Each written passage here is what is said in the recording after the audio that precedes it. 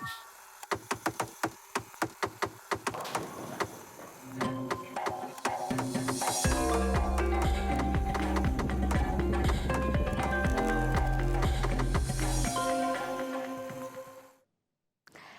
pagi dan salam sejahtera. Saya Connie Grace dan ini ringkas TVS edisi 12 Januari 2021. Kita mulakan dengan perkembangan ini.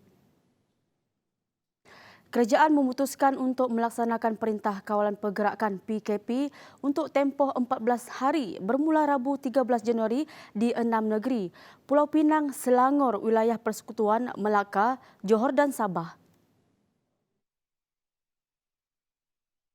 Menurut Perdana Menteri Tan Sri Muhyiddin Yassin, 6 lagi negeri Pahang, Perak, Negeri Sembilan, Kedah, Terengganu dan Kelantan dilaksanakan PKP bersyarat PKPB. Manakala PKP pemulihan, PKPP bagi Perlis serta Sarawak untuk tempoh yang sama. Justru berdasarkan penilaian risiko oleh Kementerian Kesihatan Malaysia, Majlis Keselamatan Negara MKN, serta pelbagai kementerian dan agensi serta nasihat pakar-pakar kesihatan awam di dalam negara, kerajaan bersetuju dengan pandangan bahawa satu tindakan yang tegas perlu diambil untuk memutuskan rantaian jangkitan penularan virus COVID-19. Negeri-negeri yang dikenakan PKP merupakan negeri yang berisiko tinggi dan tahap keupayaan perkhidmatan kesihatannya telah hampir mencapai kapasiti maksimum. Pada ketika ini, fasiliti Kementerian Kesihatan Malaysia KKM sudah tidak mampu untuk menampung peningkatan sehingga 2,000 kes baru setiap hari. Our healthcare system is at a breaking point. Kementerian Kesihatan KKM akan membuat penilaian risiko secara berterusan bagi memutuskan sama ada pelaksanaan PKP itu akan ditamatkan atau diteruskan sebelum tempoh 2 minggu berkenaan tamat. Dalam gelombang ketiga COVID-19 ini, 476 kluster baharu dilaporkan sehingga 10 Januari melibatkan 259 kluster tempat kerja, peningkatan ketara bilangan kluster baharu berbanding 110 kluster baharu ketika gelombang kedua dengan 25 kluster melibatkan tempat kerja. Manakala bagi aktiviti sosial melibatkan perkumpulan beramai-ramai seperti kenduri kahwin, persidangan perarakan keagamaan, mesyuarat dan sukan berkumpulan tidak dibenarkan sama sekali. Bagaimanapun bagi negeri-negeri di bawah pelaksanaan PKPP, iaitu pemulihan, aktiviti sosial adalah dibenarkan tertakluk kepada pematuhan SOP yang ketat. Langkah itu adalah penting bagi mengurangkan risiko jangkitan dan memutuskan rantaian COVID-19. Tambahnya, kebenaran beriadah hanya dibenarkan bersama anggota isi rumah sahaja. Pastikan jarak anda dari orang lain adalah 2 meter sekurang-kurangnya setiap masa. Kalau hendak berjoging, jangan lebih daripada 2 orang. Dan kalau berbasikal, janganlah secara berkumpulan. Cukuplah seorang saja. Menyentuh mengenai sektor ekonomi, kerajaan telah mengenal pasti 5 sektor yang dibenarkan beroperasi dan dikategorikan sebagai sektor ekonomi perlu, iaitu penghilangan dan pembuatan, pembinaan, perkhidmatan, perdagangan dan pengedaran serta peladangan dan komoditi.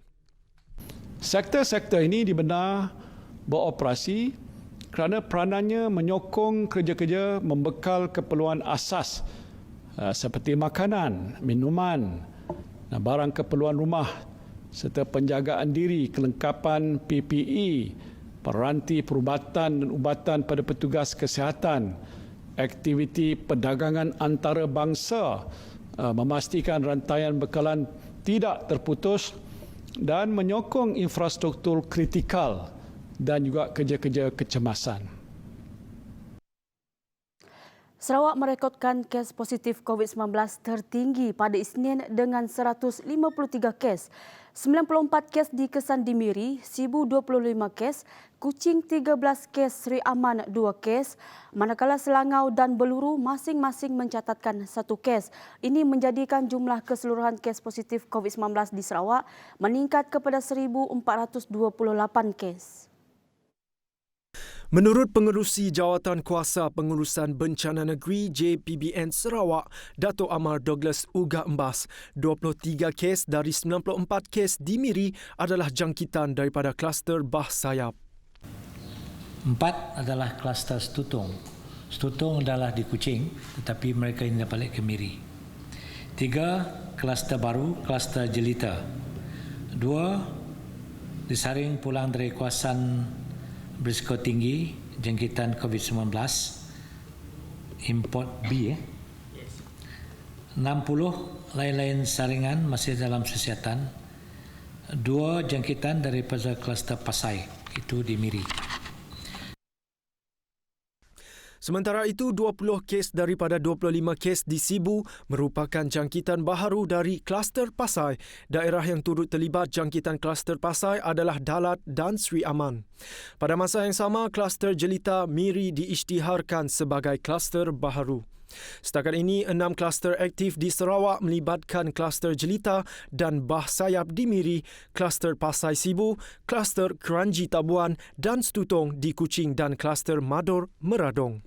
Terdahulu, Menteri Pengangkutan Sarawak Datuk Lee Kim Shin dalam kenyataannya memberitahu seramai 942 orang telah dikesan untuk menjalani ujian calitan tekak COVID-19 susulan kes positif membabitkan kluster Bah Sayap.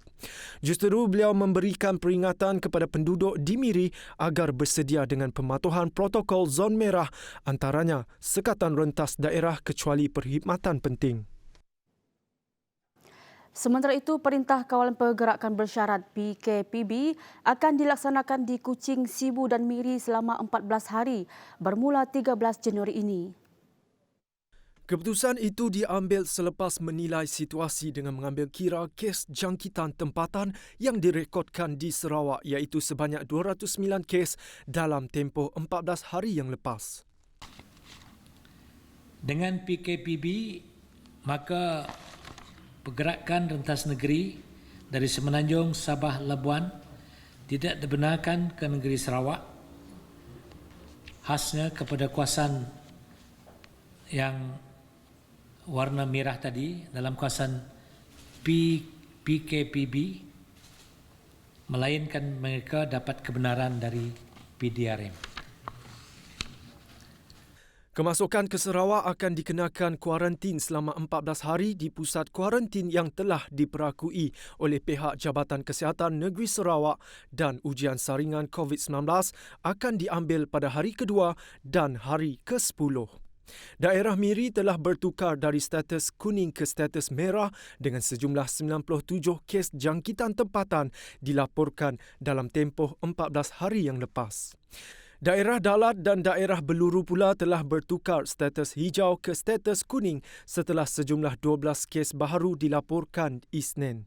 Manakala daerah Kuching dan daerah Sibu kekal berstatus merah dengan sejumlah 112 kes jangkitan tempatan dilaporkan di dua daerah ini dalam tempoh 14 hari yang lepas. Bertemu kembali. Statistik daripada Lembaga Sungai-Sungai Sarawak menyaksikan penurunan dalam bilangan penumpang bot ekspres sebelum dan selepas pelaksanaan Perintah Kawalan Pergerakan PKP. Menurut penolong Controller LSS bahagian Kuching Julaihi Syahmat, sebelum pelaksanaan PKP pada tahun 2020, bilangan penumpang yang menggunakan perkhidmatan bot ekspres adalah kira-kira 40 ke 50 orang sehari. Namun pada April dan Mei 2020, jumlah penumpang menggunakan perkhidmatan tersebut berkurangan. Jun pun masih kurang dan bertambah sedikit pada bulan Julai, Ogos, September lah. Sehingga Oktober lebih kurang dalam 30 orang sehari lah. Jadi keadaan penumpang ni masih ada penumpang tapi dengan kapasiti yang agak minimum lah. Dalam perkembangan berkaitan, beliau menambah, pihaknya dengan kerjasama pengendali bot memantau ketat pelaksanaan prosedur operasi standard SOP dari pintu masuk terminal sehingga para penumpang memasuki bot bagi mengelakkan penularan wabak COVID-19. Tapi so far yang kita lihat ni penumpang punya kesedaran yang tinggi lah dan mereka tak ada menimbulkan masalah kepada kita dan kita mendapati pematuhan SOP ni yang paling penting lah. Dan pihak kita memang ada mengawasi setiap penumpang di pintu masuk dan memastikan satu ruang seperti SOP yang biasa, mana mereka melalui laluan yang dikhaskan, begitu juga masuk dan keluar daripada terminal kita. So far kita tak ada menghadapi masalah dengan kaedah pelanggan ataupun penumpang ni. So far mereka pun faham dan mematuhi SOP yang kita sediakan. Operasi perkhidmatan bot ekspres laluan Kuching, Tanjung Manis, Sarike, Sibu dan sebaliknya dihentikan buat kali ketiga apabila daerah Kuching dan Sibu diisytiharkan berstatus merah pada Ahad.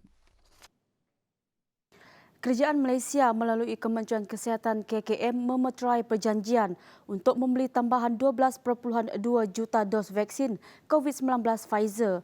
Perjanjian dimeterai secara bertelesidang oleh Menteri Kesihatan Datuk Seri Dr. Adam Baba yang mewakili Kerajaan Malaysia dan pengurus negara Pfizer Malaysia dan Brunei, Luksamanan Tai Pangbol bagi pihak Pfizer. Perjanjian terbaharu itu menjadikan jumlah vaksin Pfizer yang diperoleh oleh Malaysia adalah sekitar 25 juta dos yang dijangka mampu menampung 39% daripada jumlah penduduk. Kerajaan sebelum ini menyasarkan untuk memastikan liputan vaksin kepada 70% rakyat. Vaksin akan diperoleh dengan beberapa syarikat antaranya AstraZeneca, Covax dan Pfizer. Menteri Sains, Teknologi dan Inovasi Khairi Jamaluddin sebelum ini menyatakan Malaysia dijangka menerima vaksin suku pertama tahun 2021. Semua Menteri Kabinet telah diarahkan untuk membuat ujian saringan COVID-19. Ini susulan 2 menteri disahkan positif COVID-19. Menurut Menteri Kesihatan Datuk Seri Dr. Adam Baba, tindakan agar semua Menteri Kabinet menjalani ujian calitan COVID-19 adalah sebagai langkah pencegahan dan pengawalan. Penilaian risiko akan dibuat Pejabat Kesihatan Daerah Putrajaya untuk mengeluarkan garis panduan kepada jemaah menteri yang terlibat untuk langkah susulan. Dilaporkan 2 Menteri Kabinet iaitu Menteri di Jabatan Perdana Menteri Ekonomi Datuk Seri Mustafa Mohamed dan Menteri Pembangunan Wanita, Keluarga dan Masyarakat Datuk Seri Rina Muhammad Harun telah disahkan positif COVID-19. Laporan itu tadi mengakhiri ringkas TVS untuk jam ini. Teruskan kesetiaan anda bersama kami di saluran 122. Saya Connie Grace, salam hormat dan jumpa lagi.